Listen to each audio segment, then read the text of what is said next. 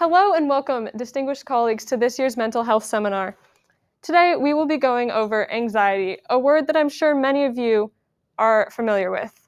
If you're not familiar with anxiety, well then, prepare to learn, I guess.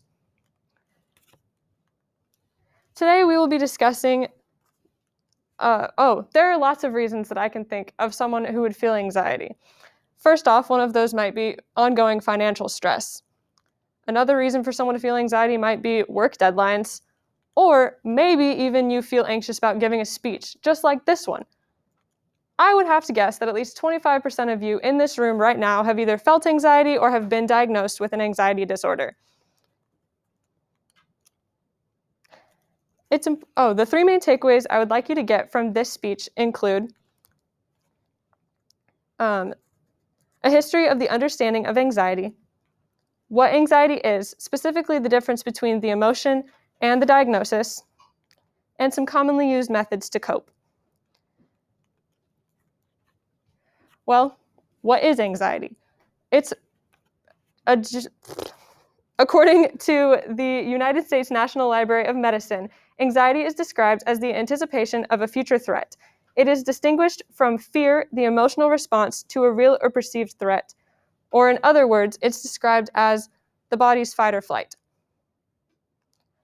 The difference between anxiety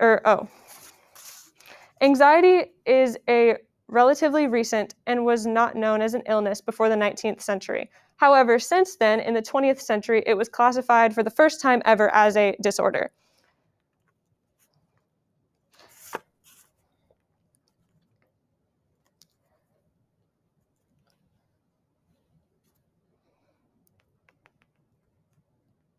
Now, let's dissect the difference between the emotion and the diagnosis. First off, we'll start with the emotion. Let's say that you have a party to go to between the hours of 6 and 8 on a Friday night. You might not want to go, and you also might really want to go, but maybe you're feeling anxious about what you're going to expect when you get there.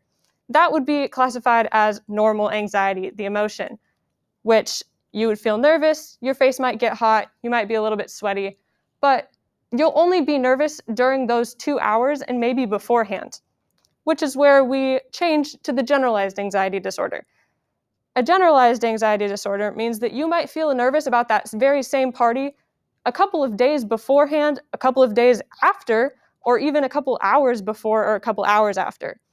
It just kind of depends.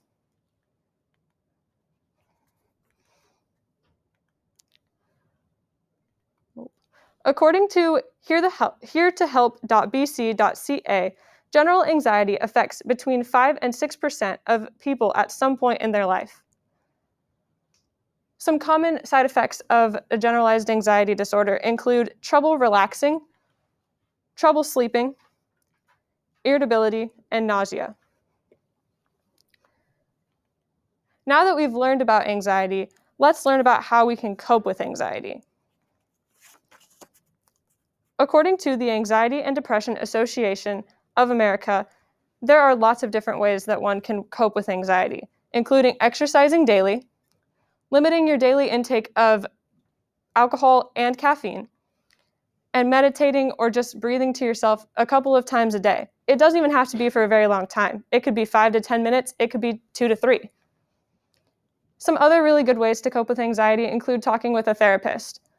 And if talking with a therapist isn't your thing, you can talk with a friend, a coworker, or maybe even a doctor or a teacher. Just someone who is in your life who you feel comfortable with. Let's recap over the 3 main takeaways from today's presentation. 1, a history of understanding anxiety, which I hope you all got. 2, what anxiety is and the difference between the emotion and the diagnosis, and the commonly used methods to cope with anxiety. Thank you for coming to this year's mental health seminar, and I hope that you can take away the things you've learned in this presentation to work in your own practice. Thank you.